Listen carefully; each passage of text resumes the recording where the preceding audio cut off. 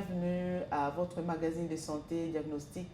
Vous avez déjà été malade ou vous êtes malade, vous avez été une fois ou plusieurs fois malade, ou alors vous avez quelqu'un proche de vous qui est malade ou qui a été malade. Qu'est-ce que vous faites en premier lieu? Est-ce que vous allez directement consulter un médecin ou bien vous faites vous-même une prescription médicale? Si vous répondez à cette question, je vais introduire le sujet de ce jour. Nous allons parler de l'automédication qui est devenue une pratique courante en RDC. À Kinshasa, n'en parlons pas. Il suffit que nous ayons mal à la tête, que nous ayons quelques symptômes qui montrent qu'on a la malaria ou la typhoïde. Nous-mêmes, nous recourons à l'automédication.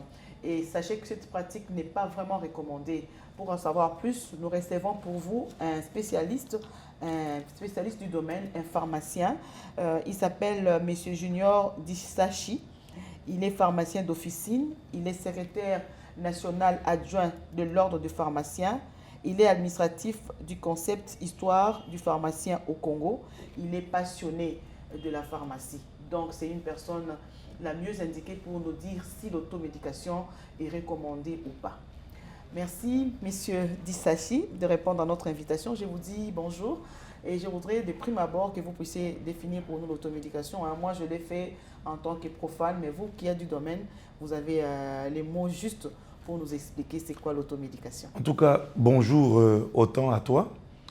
C'est vraiment un réel plaisir de venir à ton émission. Merci. Que j'ai suivie. Et aujourd'hui, je suis un acteur dans ton émission. Waouh, ça me fait vraiment plaisir. L'automédication. L'automédication, c'est vraiment un terme général, un terme avec beaucoup de concepts autour. Mais nous ne pouvons pas dire qu'on ne peut pas lui donner une définition.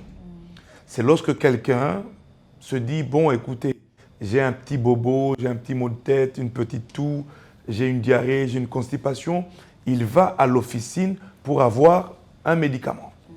Donc, il ne recourt à personne, aucun spécialiste pour avoir ce médicament.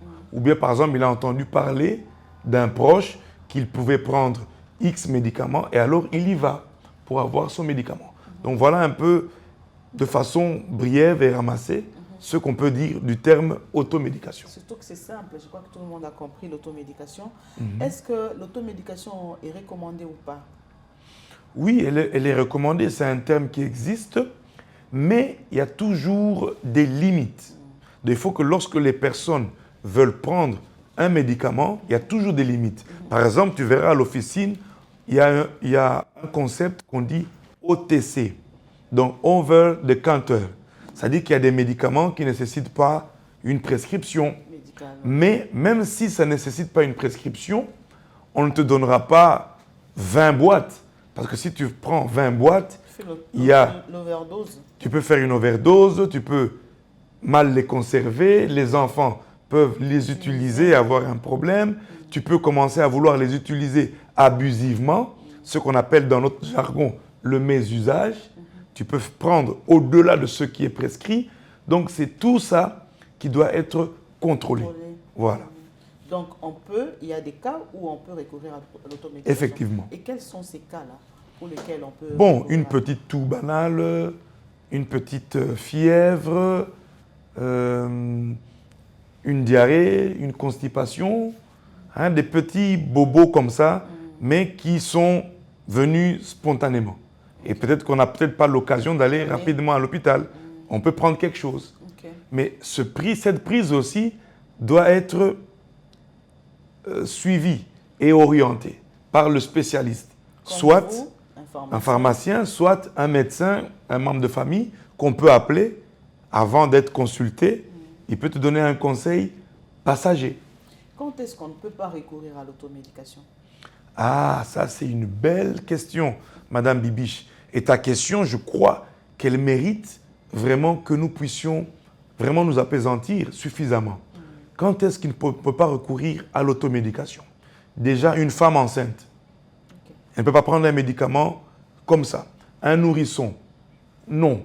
Une personne qui a une maladie chronique, par exemple, qui a une maladie cardiovasculaire, qui a une maladie diabète, il ne peut pas prendre n'importe quel médicament.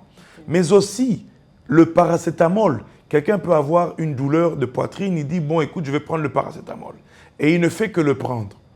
Cette prise peut faire disparaître la douleur, mais il peut s'agir d'une maladie cardiovasculaire qui peut l'emmener à faire autre chose, un infarctus par exemple. Donc c'est pour ça que quand tu prends le paracétamol, mais que tu vois que le symptôme revient, en tout cas dans ce cadre, il faut aller consulter. Ok. Alors, j'ai une petite question, mais je sais qu'elle sera intéressante pour vous. Pour une personne qui souffre par exemple d'une maladie chronique, hein, comme vous l'avez dit, ou qui a souffert de la malaria, de la typhoïde, elle a été suivie par un médecin, elle a été sous traitement et elle connaît les produits qu'on lui avait prescrits. Alors, en cas de rechute, est-ce qu'elle peut recourir aux mêmes médicaments parce qu'elle a déjà été consultée une fois par le médecin pour la même maladie ou il faut toujours voir le médecin? Madame Bibiche, ça aussi c'est une belle opportunité que nous puissions conscientiser la population congolaise parce que d'ailleurs quand tu dis ton émission c'est diagnostic. Donc je pense que quand tu dis diagnostic, ça veut dire que tu veux en savoir. Une première étape, consulter, prise en charge, ne veut pas dire qu'il y a similitude avec une prochaine crise. Okay. Alors, tu prendrais les médicaments sur base de quoi? Moi, je pense que logiquement, il faut aller revoir son médecin. Ou bien soit l'appeler. Parce que comme c'est une maladie chronique, il peut avoir un élément que toi, tu as négligé, mais qui peut être un signe d'une aggravation de la maladie, qui peut être un signe qui nécessiterait à un médecin de dire, bon, écoute, est-ce qu'on avait fait tel examen la fois passée? Non. Est-ce qu'on ne peut pas faire cet examen pour voir un peu plus sur la maladie? Donc, pour moi, un cas pareil nécessite de recourir à un médecin ou bien au pharmacien. Parce que vous savez, Madame Bibiche, je pense que les gens croient que c'est par hasard qu'on dit, et comme Simplice a toujours l'habitude de le dire, demandez conseil à votre pharmacien ou à votre médecin. On n'a pas dit en dehors de ces deux personnes. Ce n'est pas par hasard. C'est parce qu'aujourd'hui, vous allez voir des officines, des pharmacies dans la ville de Kinshasa où il n'y a pas de pharmacien. Mais vous allez demander conseil. Il ne vous posera pas de questions. Pour lui, c'est l'argent que tu lui emmènes. Et donc, pour moi, je crois qu'un cas qui reviendrait, en tout cas, il faut aller voir le médecin ou bien le pharmacien. Automatiquement. Automatiquement. Il ne faut pas qu'il recourir aux mêmes médicaments parce qu'il peut avoir des interactions médicamenteuses, il peut avoir des mésusages, il peut avoir... Imaginez-vous que lui, lorsqu'il va prendre le médicament, on lui avait interdit l'alcool. Lui, il va prendre de l'alcool. C'est vraiment un grand univers de choses qu'il faut éviter sans que tu n'aies eu le conseil.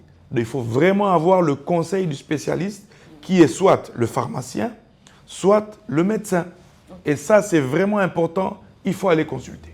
Puisque nous parlons du rôle d'un pharmacien, de la pharmacie, des médicaments, je voudrais connaître le rôle du pharmacien dans la prescription médicale. Waouh. Je suis sûr que vous jouez un rôle important. Waouh. Madame Bibiche, quand tu me dis le rôle du pharmacien, je ne veux pas te poser des questions parce que c'est toi qui poses les questions. Sinon, ça risquerait de devenir une émission à... Inverse, les rôles. Inverse, non. Mais, Madame Bibiche, est-ce que vous pensez aujourd'hui, dans le monde entier, que ce soit en Europe, aux États-Unis, en Asie, partout, est-ce qu'on peut prendre en charge une maladie sans médicaments? Non. Ce n'est pas une question que je vous pose. Donc, si on ne peut pas prendre en charge une maladie sans médicaments, ça voudrait dire que le pharmacien a le rôle primordial. Mais malheureusement, dans notre beau pays, la RDC, je crois que le pharmacien dans la santé, c'est même le béton de la santé. C'est-à-dire sans le médicament, sans le pharmacien, il n'y a rien. Parce que je ne vois pas un médecin faire une prise en charge sans médicament. Ça n'existe pas. Je ne vois pas un médecin pour faire le diagnostic utiliser un produit que le pharmacien ne maîtrise pas. Donc, le pharmacien a un rôle clé. Parce que sans le médicament, il n'y a pas de prise en charge, il n'y a pas de guérison. Et donc, le pharmacien doit toujours être là. Pour moi, je pense que le pharmacien a toute sa place, bien sûr sans ignorer les places des autres, qui sont aussi importants, parce que le diagnostic, il est important, le laborantin, il est important, l'infirmière, elle est importante, le médecin pour la prise en charge, il est aussi important. Donc, tout le monde a son rôle dans les limites de ses actes. Ok. Je voudrais vous retenir toujours dans ce sens, mais poser une autre question, celle de savoir, pour une personne qui a du mal à interpréter une notice, hein, le médecin est prescrit, il fait une ordonnance, alors on écrit les produits à prendre, la personne achète, mais quand elle arrive à la maison, elle a du mal, malgré le fait que le médecin avait tout écrit sur l'ordonnance, mais quand elle arrive à la maison, elle a du mal à interpréter la notice. Madame Bibiche, c'est aussi une question importante. Mais tu ne fais que poser de belles questions, Madame Bibiche. J'ai envie de revenir sur ton plateau parce que, franchement, je vois que ton émission plutôt, doit être une émission qui doit être suivie parce qu'elle sensibilise les gens. Et je crois, bon, si tu me permets, je peux aller dans les deux langues parce que moi, le lingala aussi. D'ailleurs, au moni congolais, et sengeli à comprendre, ba acte wana. L'air médecin a komaka mukanda na ye. Mutu o esengeli atanga mukanda wana ezali pharmacien. Au fait, quand le médecin écrit son ordonnance, il l'écrit au pharmacien. Pour quelle raison? Lorsque l'ordonnance arrive chez le pharmacien prend l'ordonnance, il lit, il essaye de voir s'il n'y a pas d'erreur du médecin. Voilà pourquoi. Ah mais oui, parce que le médecin peut commettre des erreurs. Mais au pharmacien, on ne lui permet pas une erreur. Voilà pourquoi un de mes maîtres, le professeur Tambavemba, que je cite, disait toujours que le pharmacien est le dernier rempart entre la prise du médicament et le médicament lui-même.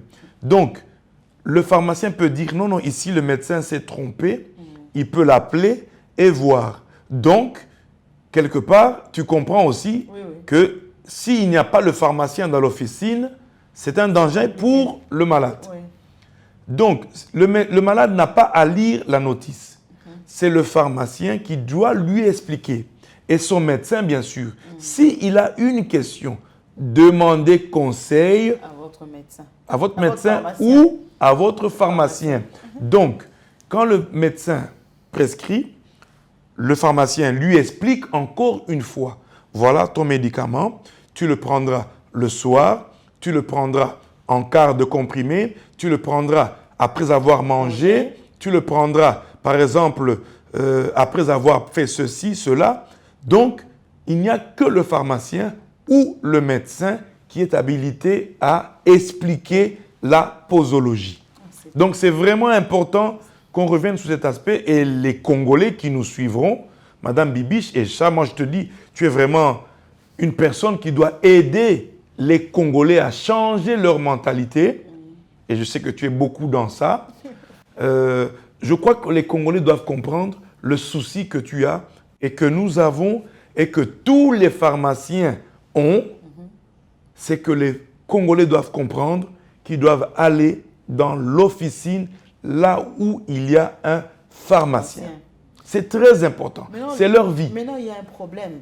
Oui, ça, c'est une parenthèse.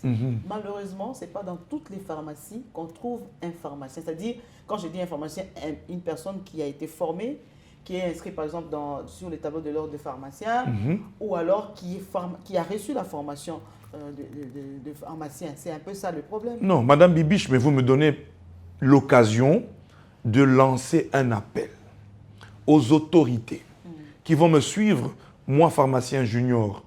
Je ne suis qu'une goutte dans toute la mer, hein? Mais je dis que je peux dire quelque chose. Ils doivent nous aider. Ils doivent nous aider pour qu'il n'y ait pas n'importe qui dans l'officine. Parce que imaginez-vous un commerçant qui a de l'argent. Il investit, il a son officine.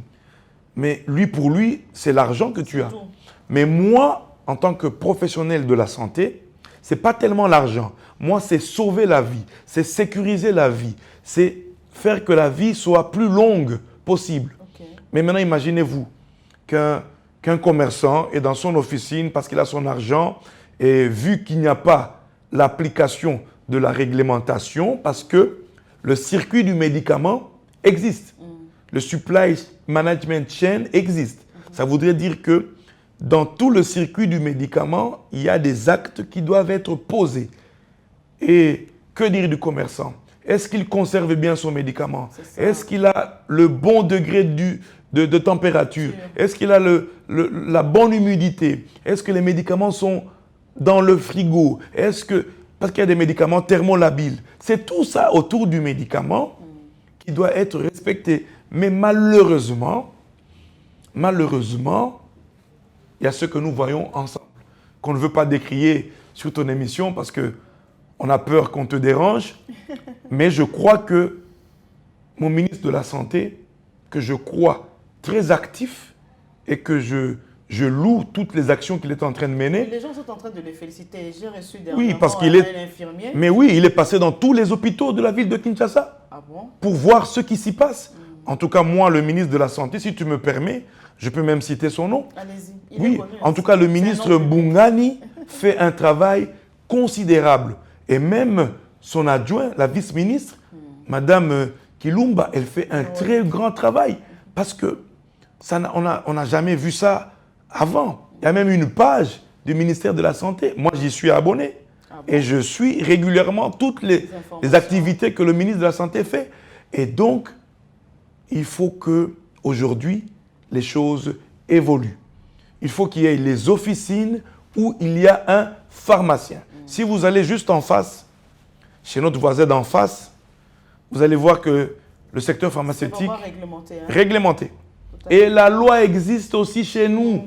Nul ne peut exercer la pharmacie s'il n'est inscrit au tableau de l'ordre. Ne peut être inscrit que le pharmacien.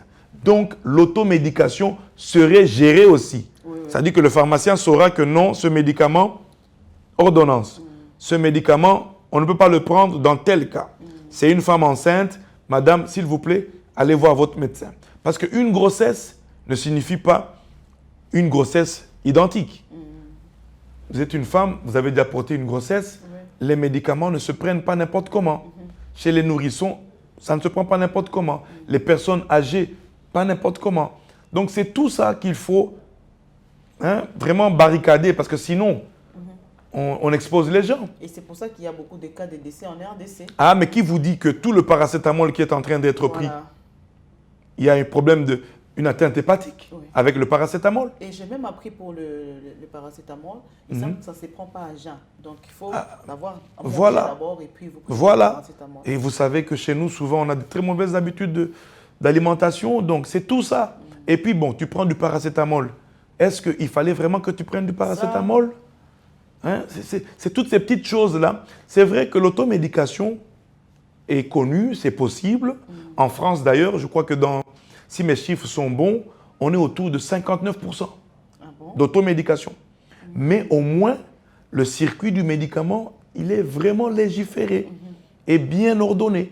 Donc, je crois, à mon humble avis, que ton émission, pour parler de l'automédication, en tout cas 30 minutes, 1 heure, 24 heures ne suffira pas.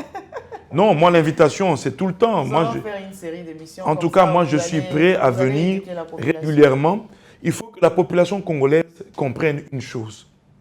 Ce que vous faites, Madame Bibiche, je voudrais louer ça. Merci. Pas parce que tu es Madame Bibiche, pas parce que tu es ma sœur congolaise, mais c'est parce que ce que tu fais, tu cherches à sensibiliser le peuple congolais.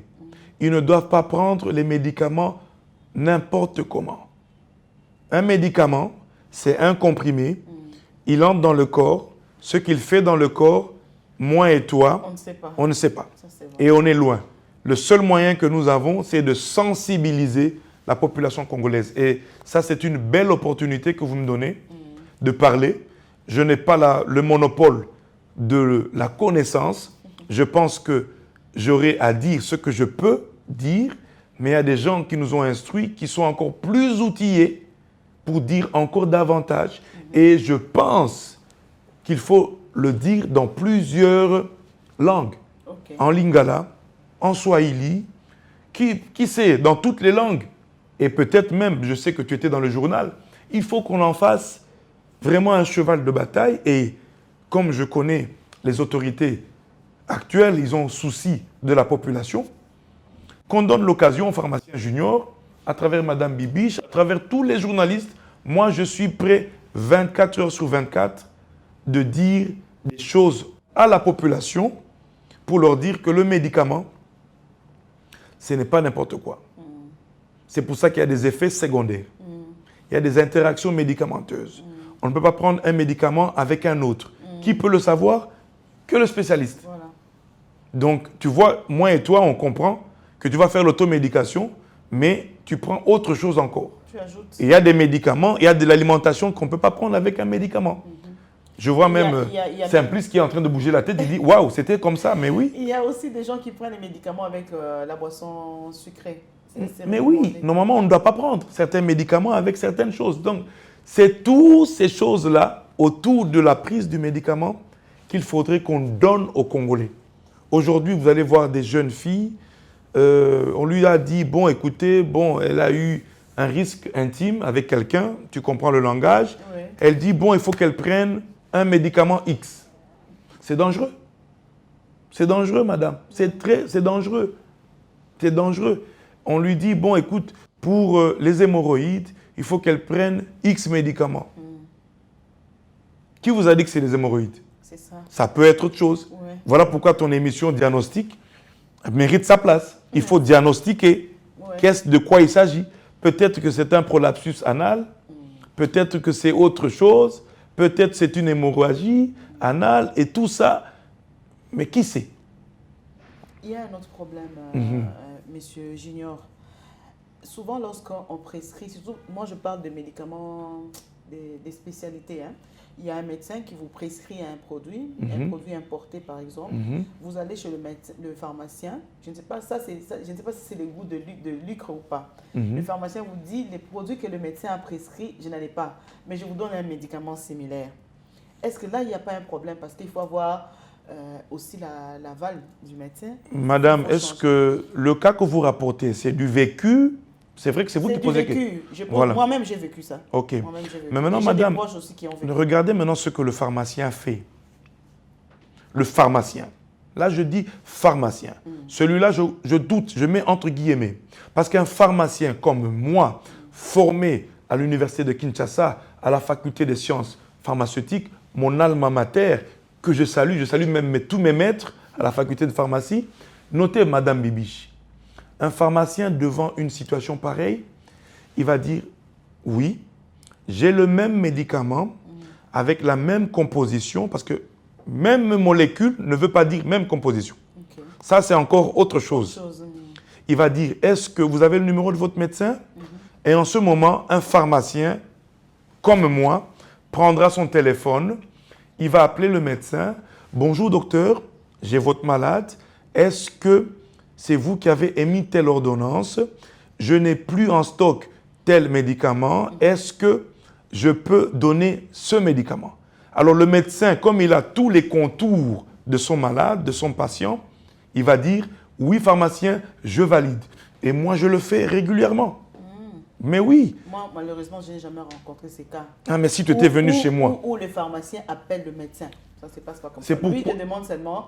Je vous propose. Et non, Madame Bibiche. Je refuse. Non, Madame Bibiche, je vous dis que le nombre de pharmacies autorisées par mon ministre de tutelle, que j'ai cité tout à l'heure, qui fait un travail considérable, il n'y en a pas beaucoup. Toutes ces pharmacies-là ne feront pas ça parce que eux, c'est le lucre, comme tu l'as dit. Eux, c'est le bénéfice. Mais un pharmacien vrai, pharmacien comme moi, fera ce que je viens de te dire. Donc, il ne peut pas changer la prescription du médecin. Non, ça, un pharmacien ne le fera pas. Il va te dire, j'ai le médicament sous un autre nom, est-ce que je peux avoir le numéro du médecin? Et il appelle. Normalement, c'est ça qui doit être fait. Mais maintenant, regardez maintenant ce qui peut se passer. Le médecin peut avoir prescrit en DCI, donc dénomination commune internationale. C'est-à-dire, au lieu de prescrire le nom du médicament, il a prescrit la molécule. Alors, la molécule, là, le pharmacien a le choix de tous les médicaments qu'il a. il peut en avoir 20, il dit, bon, voilà, je te donne celui-ci. Donc là, c'est autre chose. Mais si le médecin a prescrit un nom de spécialité, on ne change pas. Ok. Ça, c'est ma façon de voir. Hein. Donc, j'appelle le médecin, je dis, voilà, voilà. Ou bien carrément, je note, je dis, madame, est-ce que vous pouvez prendre les autres médicaments et pour celui-là, spécialement, aller voir le médecin. Parce qu'il peut arriver qu'il y ait un excipient à l'extérieur. Un excipient, c'est-à-dire c'est tout ce qui accompagne. Okay. Tu vois un peu quand tu fais ta cuisson, là. Le sel, oui. L'eau, hein, les ingrédients, tout ce que tu mets pour avoir le repas. Le médicament, c'est un peu ça aussi. Okay. Donc, il y a des produits qu'on ajoute pour avoir le produit final. C'est ce qu'on appelle excipient, il y a tout ça. Bon, ce sont des termes liés à notre profession. Alors, un produit peut avoir un excipient qui peut venir faire quelque chose d'autre avec un autre médicament. C'est pour ça que c'est un travail qui demande de l'observation, de l'attention et de la patience. Okay. Voilà pourquoi nous demandons aux Congolais, lorsqu'ils arrivent dans une pharmacie, qu'ils soient patients. Pas dans n'importe quelle pharmacie. En tout cas, je suis désolé, il faut que l'autorité nous aide à fermer ces boutiques de la mort. Comment justement reconnaître la vraie pharmacie à la mauvaise pharmacie? Ah, mais ça, c'est encore une belle question, Madame Bibiche. Mais tu ne fais que me poser des belles questions. J'ai même plus envie de quitter ton plateau, j'ai envie de parler. Vous reviendrez. Il nous reste 7 minutes, mais vous reviendrez prochainement. Voilà, mais Madame Bibiche, comment reconnaître une bonne pharmacie? Premièrement, le pharmacien Manzombe, que vous avez cité tout à l'heure, avec qui vous avez des bons rapports, il y a le caducée, que vous verrez à la porte du pharmacien ou bien à son mur, avec son numéro d'ordre qui est identifié. Ce numéro d'ordre est reconnu au niveau de l'Ordre national des pharmaciens. Déjà, cet élément, c'est déjà un élément distinctif. Quand vous entrez dans la pharmacie, vous allez voir certificat d'exercer. Oui, si chez moi vous venez, vous allez le voir. Okay. Certificat d'exercer à l'officine. Parce que tous les pharmaciens ne sont pas des pharmaciens d'officine. Okay. Il y a des pharmaciens d'industrie, il y a des pharmaciens enseignants, il y a des pharmaciens... Vous avez de la matière pour mais oui, ça, et vous allez voir l'autorisation officielle du ministère de tutelle. Okay. Ne peut autoriser une pharmacie que le ministre de la Santé. Pas la commune. Okay. Ça, c'est une violation. Je mesure bien mes mots, je les pèse. Et ils ne pèsent pas beaucoup. Pas au guichet unique. Non, madame. Le ministre de la Santé est le seul à donner l'autorisation d'ouverture d'une officine. Bien sûr, après l'action du pharmacien inspecteur de la santé, après l'action de l'ordre des pharmaciens, après l'action de la direction de la pharmacie du médicament, qui vont agir en contre-expertise pour finalement dire au ministre « c'est bon, nous avons fait le mesurage, il a la bonne hauteur, il a tout ce qu'il faut, donnez-lui l'autorisation ». Le ministre prend son stylo et il signe parce qu'il sait qu'il n'y aura pas un effet rebound qui va venir dire que non, j'avais signé faussement. Voilà. Ok, donc il y a des étapes pour ouvrir une pharmacie. Mais oui, madame. Ah, c'est une bonne chose. Malheureusement, nous sommes à la fin de notre émission. Mais je dis pour j'ai pas envie de terminer, moi, madame. Mais on doit terminer aussi, ce qui veut. Pour aujourd'hui. Mais nous allons vous enregistrer la semaine prochaine. Si vous n'êtes pas... non, madame, moi, je n'ai pas de souci. Moi, je suis... Au fait, aujourd'hui, tu me donnes même peut-être l'occasion de parler un peu de ce que je fais aujourd'hui. Je ne joue pas un rôle de journaliste, mais par rapport à mon concept, HPC, permets-moi, Histoire du pharmacien congolais, j'ai le souci de donner plus de visibilité à la profession pharmaceutique, qui n'est pas très connue. Et voilà même d'ailleurs l'occasion que tu me donnes, je te dis merci. Je vous en prie. Et je pense que j'en aurai d'autres. Je vous en prie. Voilà, donc c'est... Merci beaucoup. Merci. Moi-même, chaque fois que je fais une émission, moi-même d'abord je suis édifiée avant que les téléspectateurs ne le soient. En tout cas, on a été édifiés et puis j'ai appris beaucoup de choses. Hein. Donc, je ne savais pas que Pour moi, l'automédication a été totalement interdite, mais vous dites pour certains bobos, comme vous l'avez dit, certaines maladies bénignes, comme s'il faut le dire, on peut recourir à l'automédication, mais pour d'autres cas... Toujours dans les limites. Dans les limites, voilà. Pour d'autres cas, vous avez des maladies chroniques, vous avez même la malaria, hein, il faut pas, puisque la malaria tue, il ne faut pas oser, il ne faut pas prendre le médicament habituellement ou bien régulièrement sans consulter un médecin. C'est de ça que nous avons parlé. Nous avons parlé de l'automédication, qui est une pratique qui est devenue courante en RDC. Plusieurs personnes, lorsqu'elles se sentent malades, qu'elles se sentent mal, directement elles recourent aux médicaments sans avoir été consultées par un médecin ou sans avoir eu un conseil ou bien une idée de la part d'un pharmacien. Et nous vous rappelons que nous avions reçu sur ce plateau un spécialiste. Il est pharmacien, M. Junior Dissachi. Il est pharmacien d'officine. Il est en même temps secrétaire national adjoint de l'Ordre des pharmaciens. Il est administratif du concept Histoire du pharmacien du Congo. Il est passionné de la pharmacie. Vous l'avez vous-même découvert qu'il est à l'aise lorsqu'il parle de son métier et il nous a prodigué beaucoup de conseils. Et c'était intéressant et pour nous et pour vous qui nous avez suivis certainement, comme je l'ai toujours dit, avec beaucoup d'attention. Chers téléspectateurs, faites attention. Le médicament peut en même temps constituer un poison dans votre corps si vous ne faites pas attention. Merci à vous de nous avoir suivis. Merci à l'équipe technique qui a permis à ce que nous puissions nous retrouver chez vous. Merci à M. Junior. Merci à vous autant. D'avoir répondu à notre invitation. Je vous ai pris à pied levé, mais vous n'avez pas... Non, c'était à pied ferme parce que moi, je suis toujours prêt. Merci beaucoup. Restez branchés sur nos antennes et à la semaine prochaine. Il a dit qu'il est prêt, donc on va encore le recevoir pour nous parler d'autres choses qui sont liées à la pharmacie et aux médicaments. Au revoir. Au revoir.